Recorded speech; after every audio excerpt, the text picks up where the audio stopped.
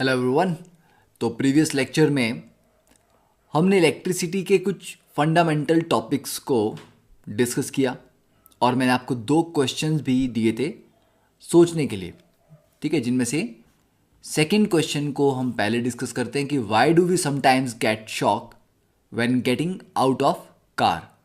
कि कभी कभी होता है कि आप कुछ देर तक गाड़ी में आपने ट्रैवल किया है और आप एकदम से उतरते हैं और बाहर आप उसको टच करते हो गाड़ी को, ठीक है, चाहे हैंडल को टच करते हो या उसका मेटेलिक पार्ट पे आप हाथ लगाते हो और सडनली आपको एक झटका लगता है, ठीक है। कैसा झटका? Electric shock. तो ये इलेक्ट्रिक शॉक लगता क्यों है? देखो, जब आप गाड़ी में बैठे हो तो सीट पे जो बार बार आप आगे मूव कर रहे हो, थोड़ा सा आपके जो क्लोथ्स हैं, आपके कपड़ों और सीट के मटेरियल के बीच में रबिंग होगी। रबिंग से क्या होगा?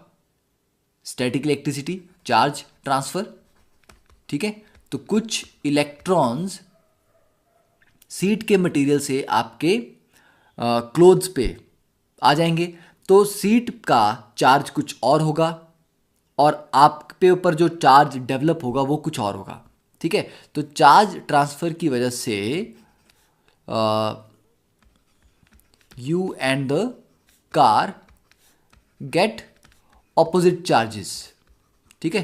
जो चार्ज सीट पे होगा उसका ऑपोजिट चार्ज आपके ऊपर होगा।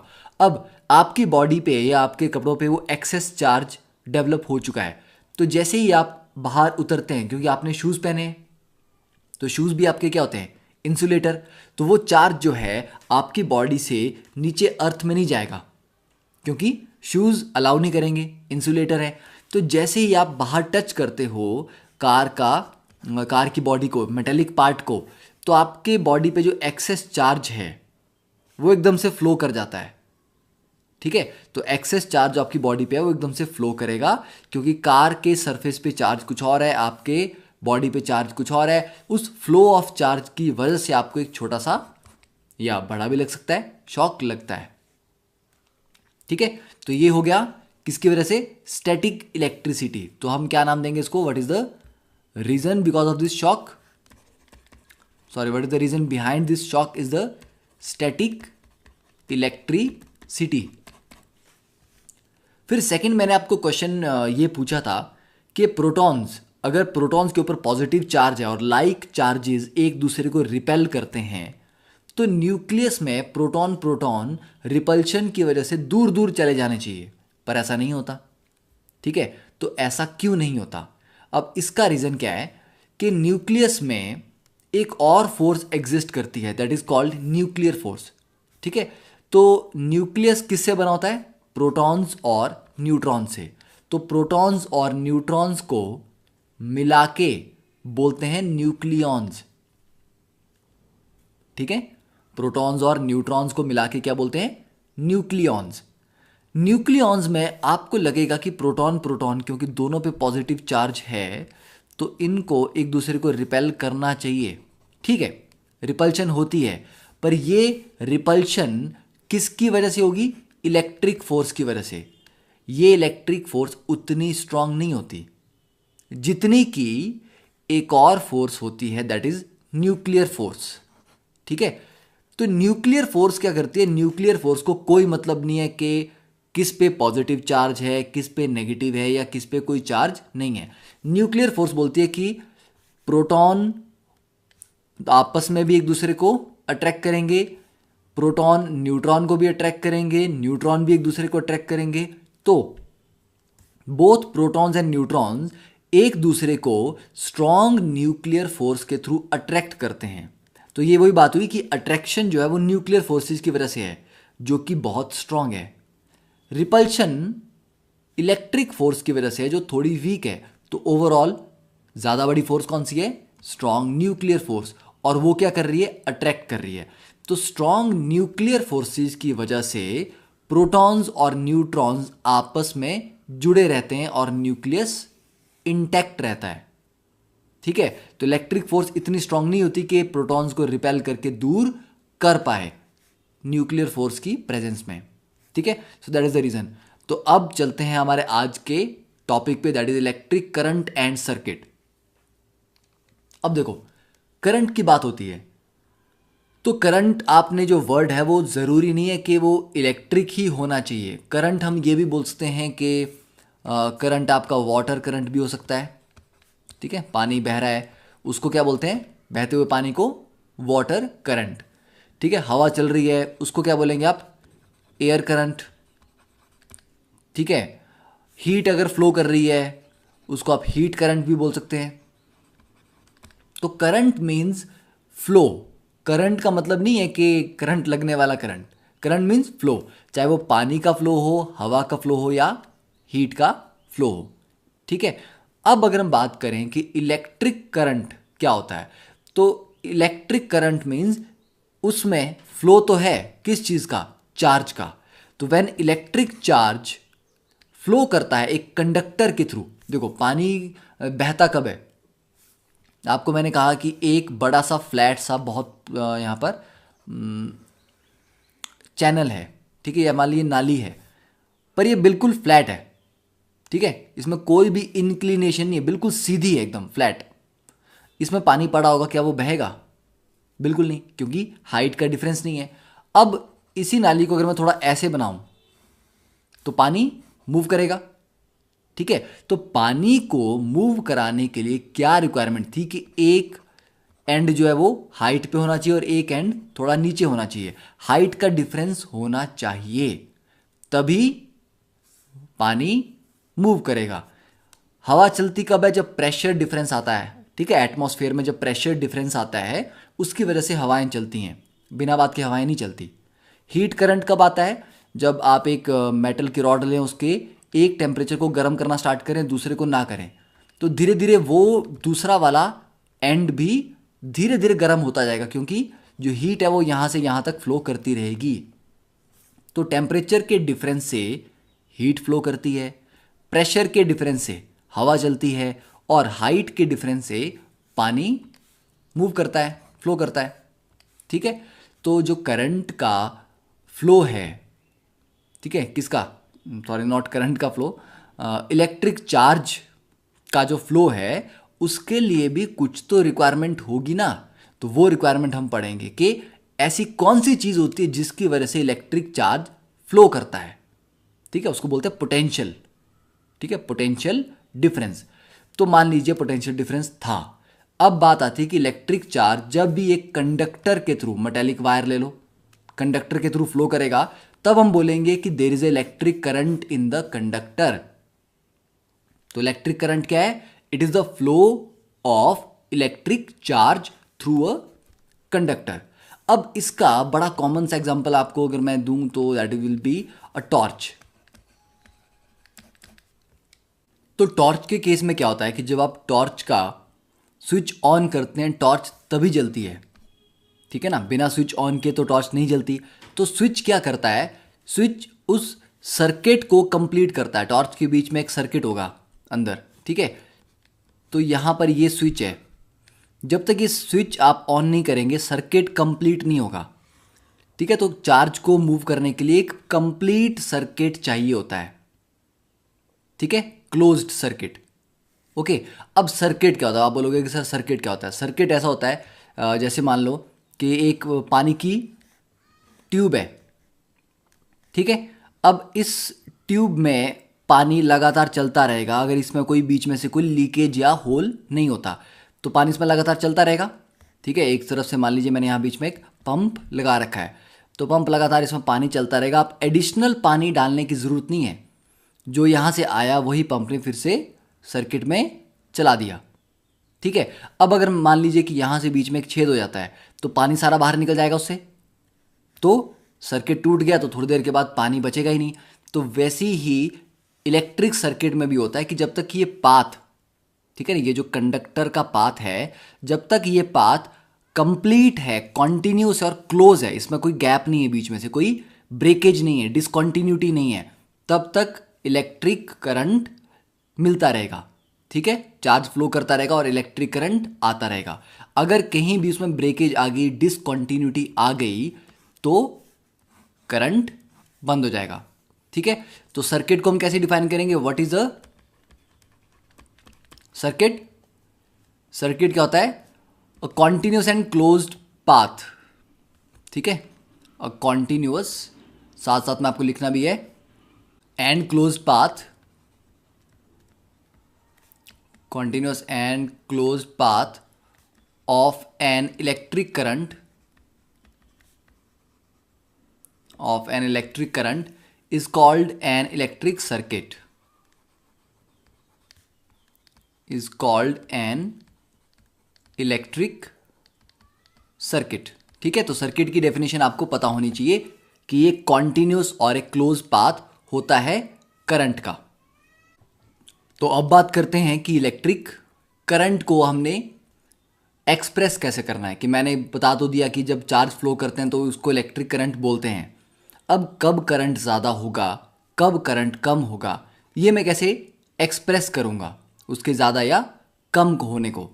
तो देखो, electric current is expressed as the amount of charge flowing through a particular area in unit time. कि एक पर्टिकुलर एरिया से एक पर्टिकुलर टाइम में कितना चार्ज फ्लो कर गया। फॉर एग्जाम्पल, मेरे पास ये पतली पाइप है और ये एक मोटी पाइप है पानी की। ओके, अब पतली पाइप से जो पानी निकलेगा एक पर्टिकुलर टाइम में, तो मैं बोलूँगा ना कि इस क्रॉस सेक्शन कि इतने क्रॉस सेक्शन एरिया से जो अमाउंट ऑफ वाटर पास कर रहा है एक यूनिट टाइम में, उसी से मैं बता सकता हूँ कि वाटर का करंट कितना है, कितना बहाव है, फ्लो कितना ज़्यादा है। अब क्योंकि इस केस में मोटी पाइप में क्रॉस सेक्शन एरिया बड़ा है, तो एरिया बड़ा होने से ज़्यादा पानी इसके थ्रू पास कर सकता है एक पर्टिकुलर टाइम में, तो इसमें जो पानी का करंट होगा वो ज़्यादा होगा।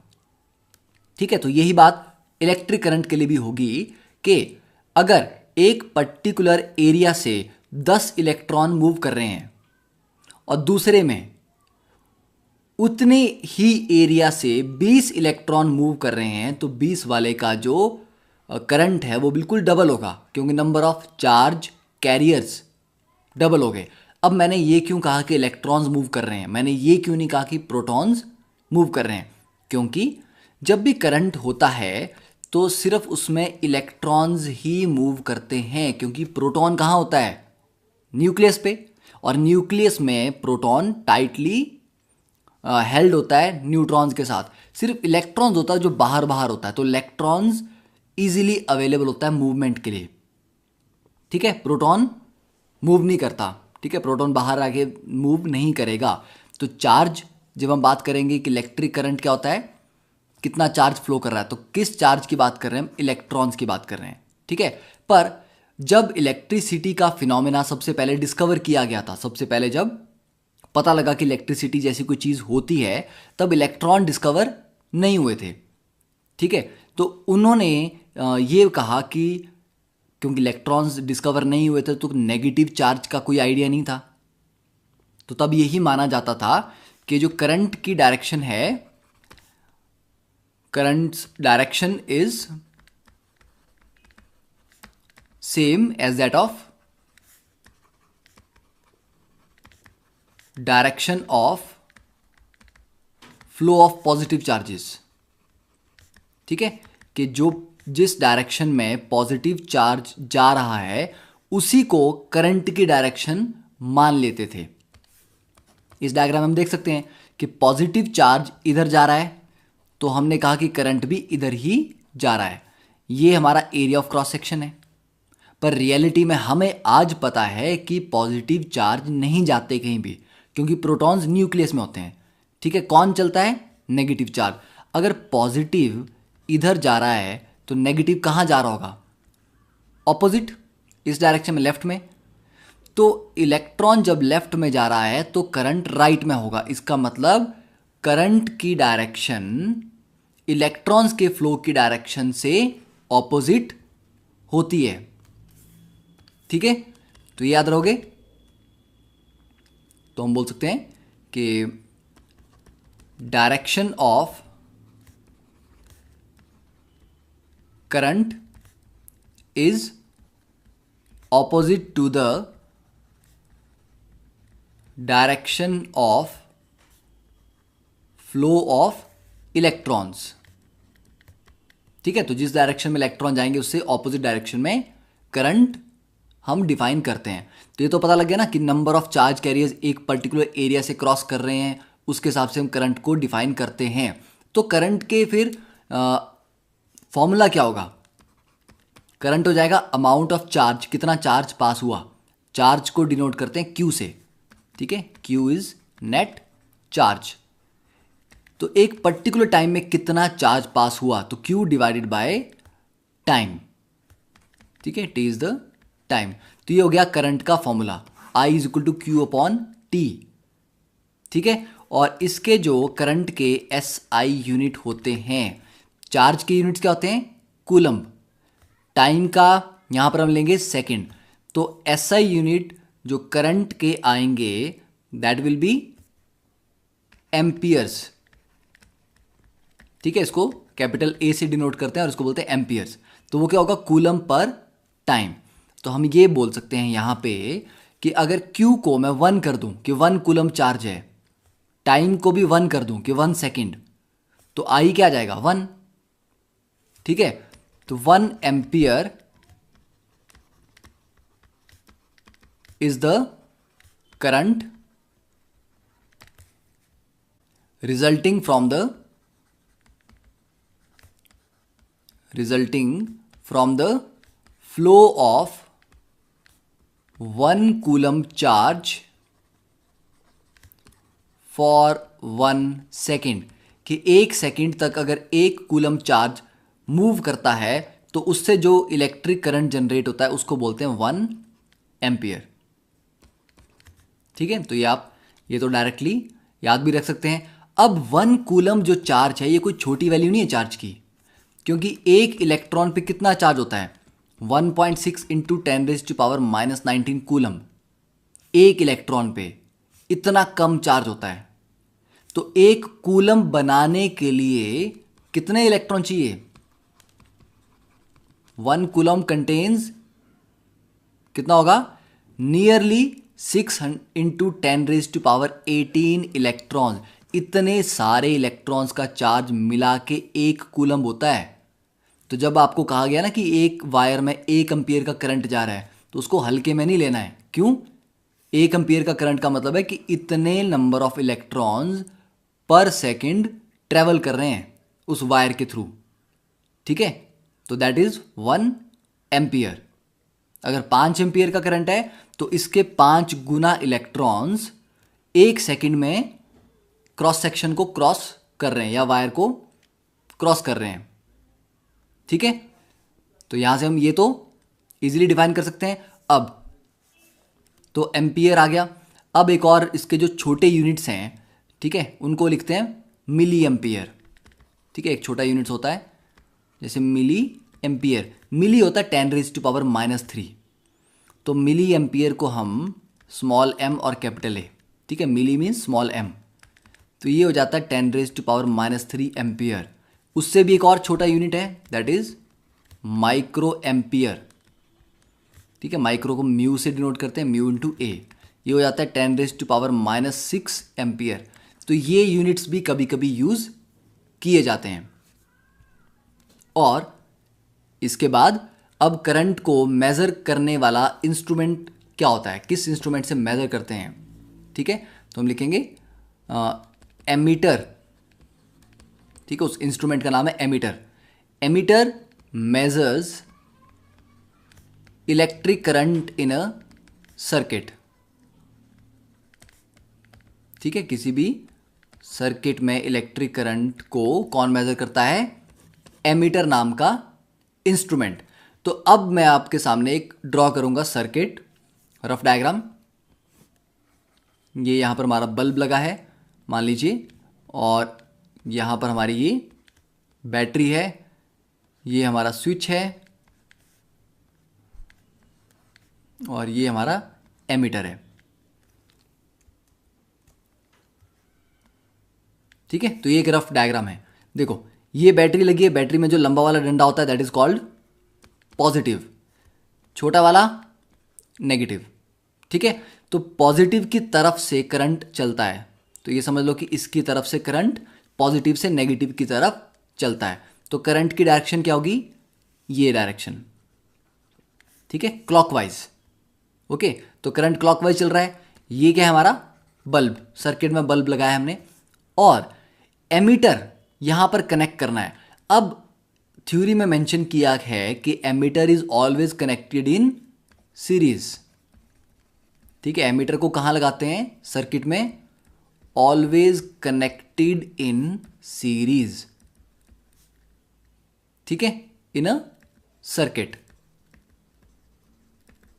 क्यों, क्योंकि देखो यहां से, अब मान लो आपके घर में पानी का मीटर लगा होगा, पानी की पाइप ये जा रही है, ठीक है, और पानी का मीटर लगाएं, क्योंकि जब बिल आएगा तो इसी से आएगा ना कि कितना पानी गया इस घर में। तो यहाँ एक मीटर लगा दिया पानी का, वो मीटर ये पता करता है कि इस मीटर के थ्रू कितना पानी गया। तो जिस रास्ते से पानी जा रहा है, जिस पाइप से, उसी में मीटर लगाओगे ना।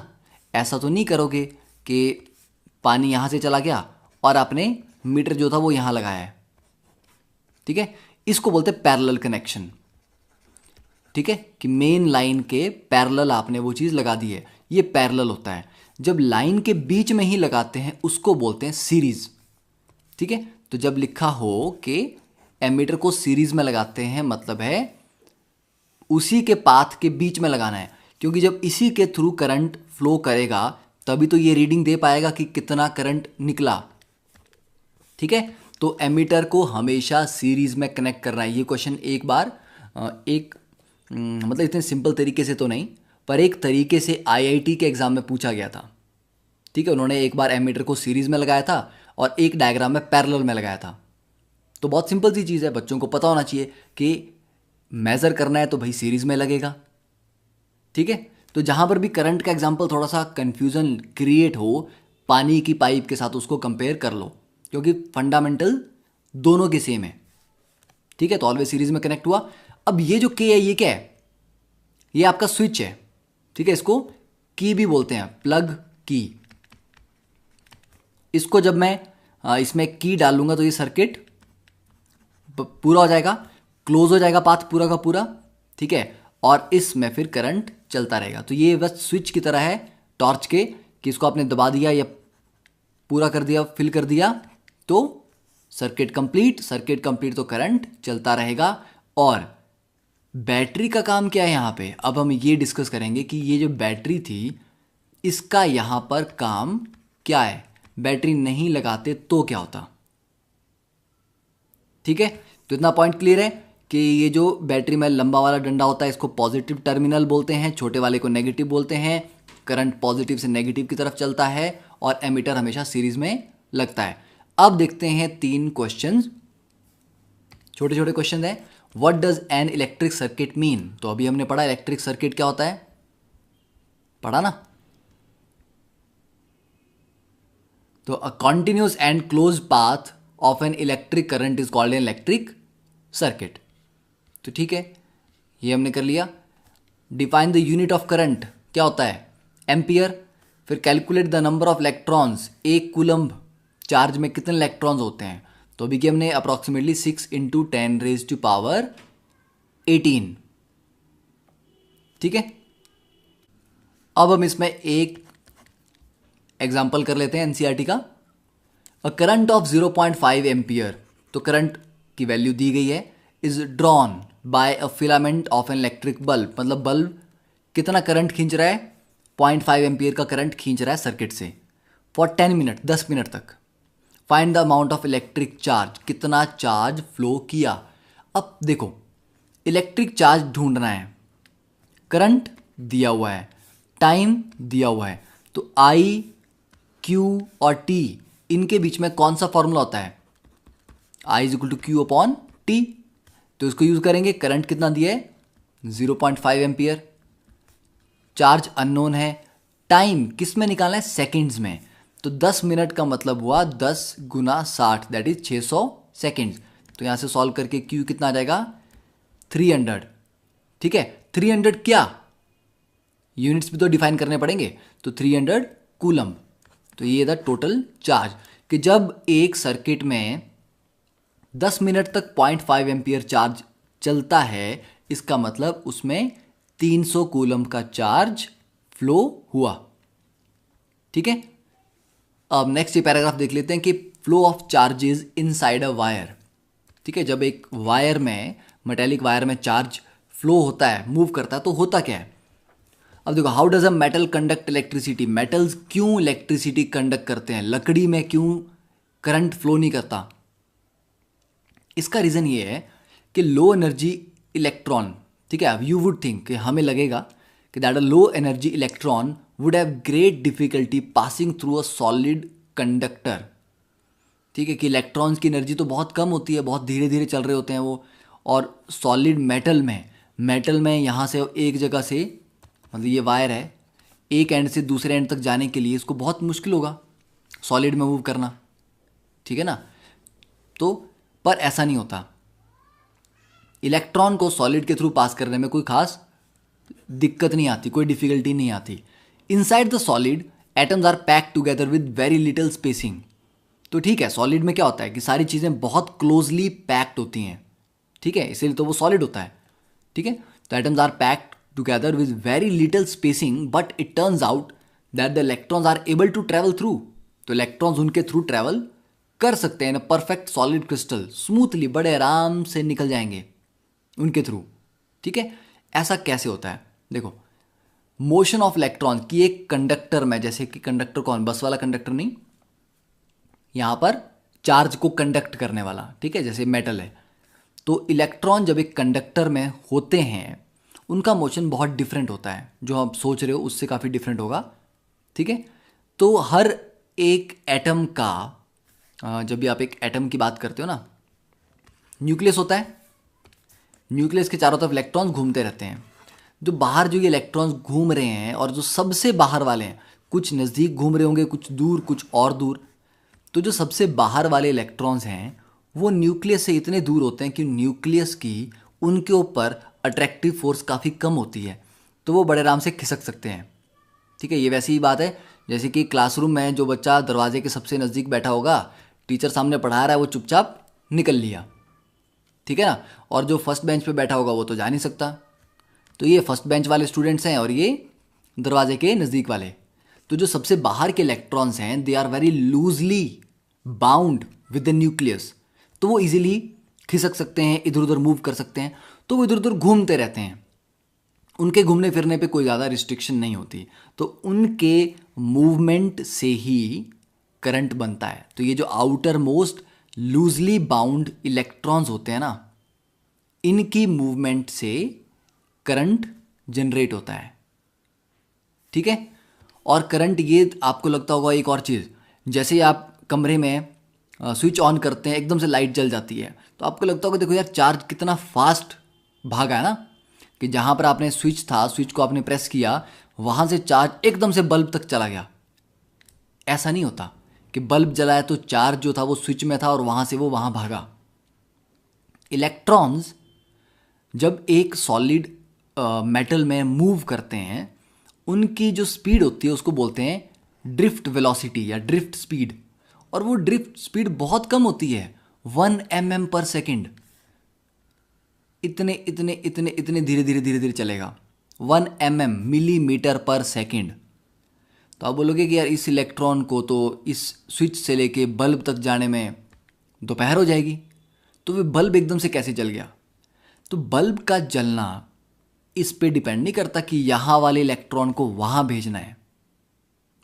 इस इलेक्ट्रॉन के आगे एक इलेक्ट्रॉन है, इसके आगे एक और इलेक्ट्रॉन, इसके आगे एक और इलेक्ट्रॉन है, पूरी वायर में इलेक्ट्रॉन है ना, बस फ्लो स्टार्ट होना चाहिए। ऐसा समझ लो कि ट्रैफिक में गाड़ियाँ फंसी हुई हैं, एक गाड़ी ये है, एक गाड़ी ये है, एक गाड़ी ये है। ठीक है, ठीक है, ये ट्रैफिक में गाड़ियाँ फंसी हुई हैं।